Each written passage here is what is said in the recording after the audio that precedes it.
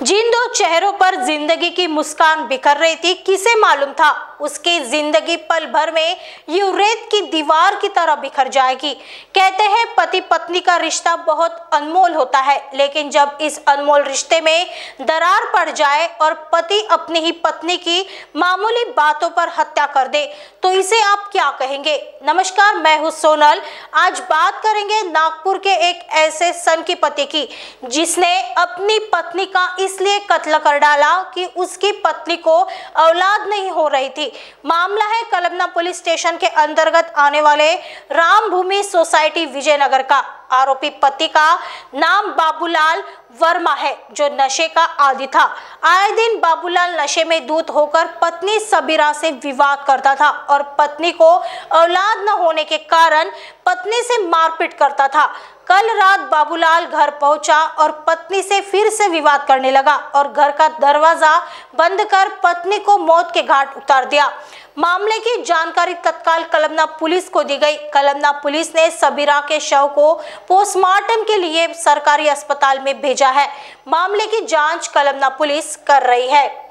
काल रात्री आम्ही पोलीस स्टेशन हजर असताना 9:15 दरम्यान आम्हाला कॉल आला की याच्यामध्ये विजयनगरमधील एरियामध्ये रामभूमी सोसायटी येथे एक बाईचा मर्डर झालेला आहे। त्यावरून आम्ही स्टाफसहित तिथं त्वरित पोहोचलो।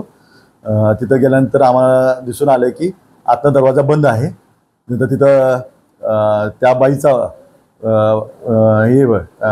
भाचा तिथं होता। त्यांनी सांगितलं की आतनं माझ्या ह्याने मावशीच्या नवऱ्याने दरवाजा लावून घेतलेला आहे। त्यानुसार आम्ही त्या खिडकीतनं त्याला आवाज दिला असता त्याने दरवाजा उघडला। दरवाजा उघडल्यानंतर आम्ही बघितलं की तिथे एका बाईची लाश पडलेली आहे। त्या बाई त्याला नवऱ्याला त्याचं नाव विचारलं असतं त्याने बाबूलाल वर्मा सांगितलं। त्यानंतर त्याने सांगितलं की माझी बायको सबीरा वर्मा असून तिला मूलबाळ होत नव्हतं म्हणून मी तिला मारहाण केलेली आहे आणि मारहाणीमध्ये तिचा मृत्यू झालेला आहे। त्यावरून आम्ही त्याला ताब्यात घेतलं आणि त्याला अरेस्ट केली। त्या बाईचा तिथं पंचनामा कारवाई करण्यात आलेली आहे आणि सध्या बॉडी मिळवली।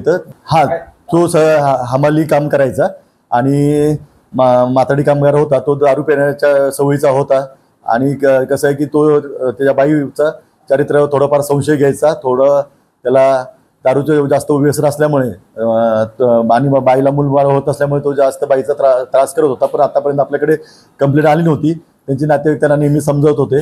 2 वेळा ती जी बाई तिथून घर सोडून गेली होती, पण ती परत आल्यानंतर हा प्रकार झालेला आहे। त्यांच्या लग्नाला जवळपास 10 वर्षाच्या वर कालावधी झालेला आहे।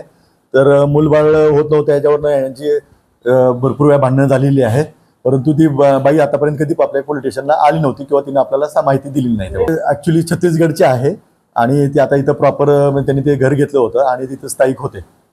नाही, भाचा त्याला ॲक्च्युली ही घटना भरपूर आधीची आहे। म्हणजे ती घटना त्याला नंतर त्यानं कॉल केला तर त्याच्या फुफाला म्हणजे नंबर लागत होता मावशीचा। त्यामुळे त्यानं मग त्याला फुफाला कॉल केल्यानंतर फुफाने त्याला सांगितलं की मी तुझ्या म्हणजे मावशीचा मर्डर केलेला आहे। त्याला खरं वाटलं नाही म्हणून तो म्हटला काही गंमत करू नका। तो म्हटला हो केलेलं आहे।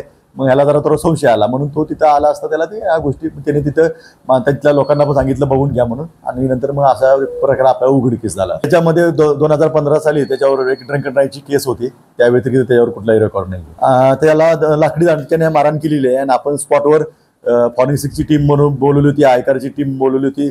त्याच्यावर आपण फिंगरप्रिंट बघितलेले आहे आणि घटनास्थळी स्पॉटवरच आपण ते हत्यार लाकडी दांडका जो आहे ते आपण ताब्यात घेतलेला आहे आणि आरोपीला पण घटनास्थळी ताब्यात घेतलेला आहे। महान्यूज 7 के लिए वीडियो जर्नलिस्ट विशाल बंबड़वार के साथ सोनल खुर्गे, नागपुर।